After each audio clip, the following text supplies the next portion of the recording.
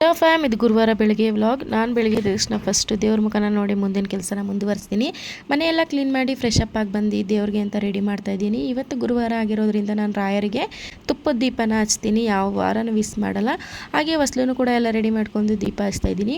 ಬೇರೆ ವಾರ ಮಾಡ್ತೀನೋ ಇಲ್ವೋ ಗೊತ್ತಿಲ್ಲ, ಬಟ್ ಗುರುವಾರ ಮಾತ್ರ ಮಿಸ್ ಮಾಡಲ್ಲ.